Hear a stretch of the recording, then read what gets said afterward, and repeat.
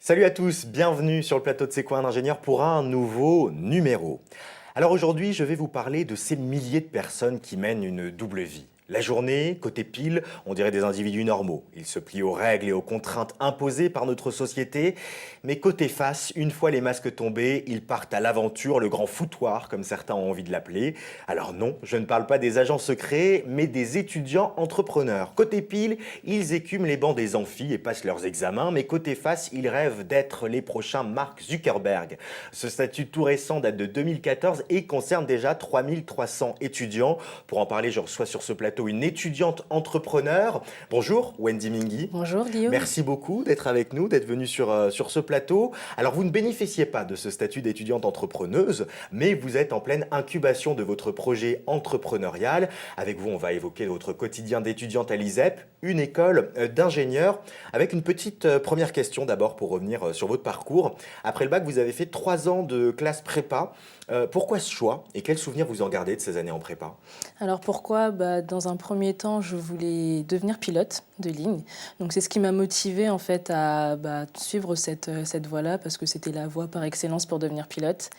Au fur et à mesure, j'ai commencé un petit peu à arrêter ce projet, mais j'ai continué à piloter, bien sûr, parce que c'était ma passion.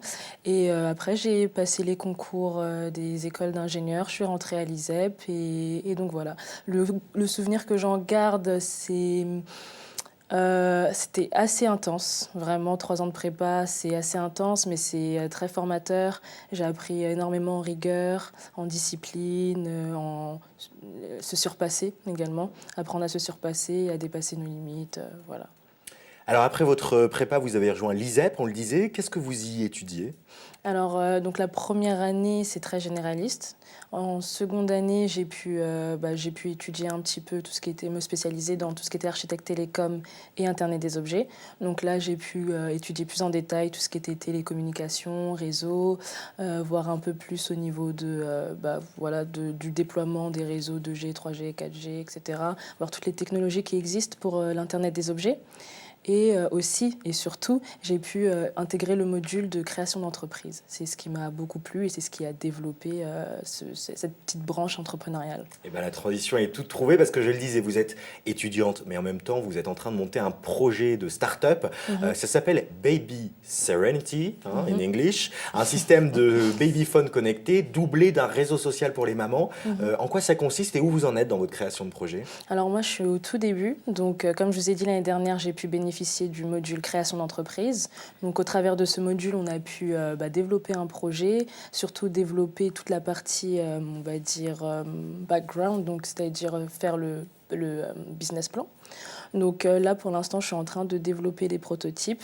Donc en quoi ça consiste? Ça consiste tout simplement à une création d'une communauté de mamans pour aider les mamans à sortir de leur bulle qu'elles ont tendance à créer et à avoir plus confiance en elles. Ça vous est venu comment cette idée?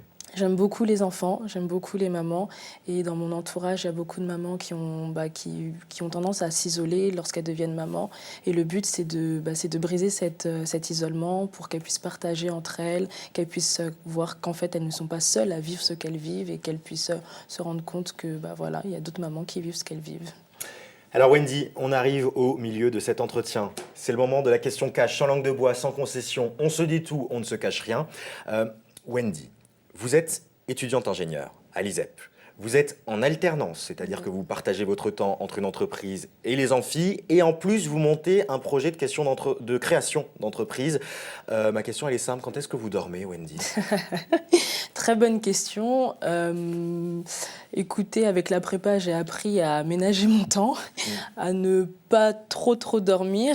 Je ne sais pas si c'est un bon conseil, mais en tout cas, j'ai appris à organiser au mieux mon temps et voilà, je me reposerai une fois que j'aurai terminé ce que j'ai à terminer. Est-ce que vous le terminerez un jour tout ça? C'est pas un cercle sans fin?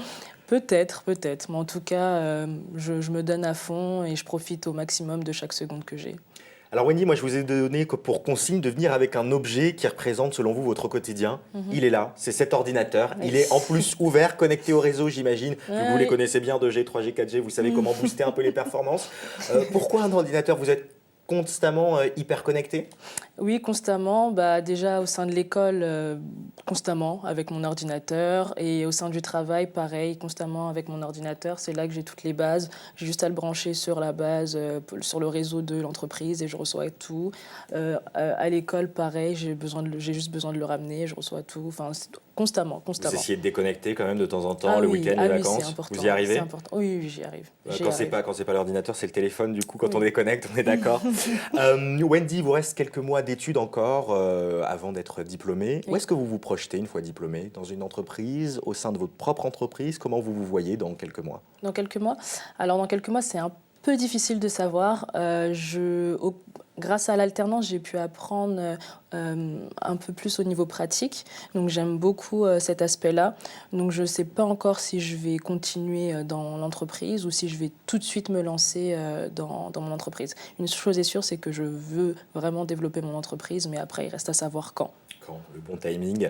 Wendy, si vous deviez reprendre votre parcours à zéro, Oui. est-ce que vous feriez exactement les mêmes choix ou est-ce qu'il y aurait certaines choses que vous changeriez?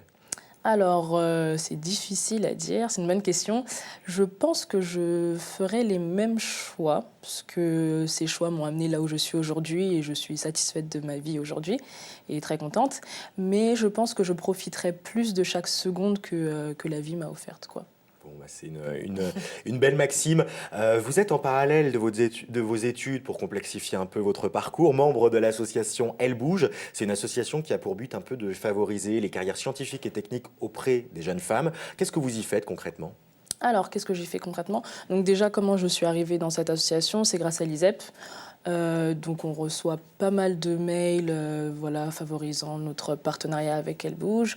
Donc tout simplement, un jour, j'ai participé à un événement qu'organisait Elle Bouge et par ce biais-là, j'ai pu développer une certaine relation étroite avec la chargée de communication Amélie Nicaise. Et du coup, ce que je fais, c'est que je vais parler soit aux étudiantes lycéennes ou collégiennes. J'ai même pu participer aussi aux 10 ans de Elle Bouge, à aller dans une école primaire pour parler également au CM2. Ce que je fais, c'est vraiment partager mon quotidien et inciter les jeunes à ne pas se limiter et à foncer là où elles veulent aller, quoi. Alors justement, on arrive à la fin de cette interview. Il y a des lycéennes, il y a des collégiennes qui nous regardent, des étudiantes qui se posent beaucoup de questions. Quel conseil très court vous leur donneriez pour se lancer? Qu'est-ce que vous avez envie de leur passer comme message? De ne pas se limiter, de foncer, de vraiment vivre leur vie sans limite et de laisser leurs rêves jaillir. Et ben voilà, laissez vos rêves jaillir, c'est la phrase qu'on va retenir.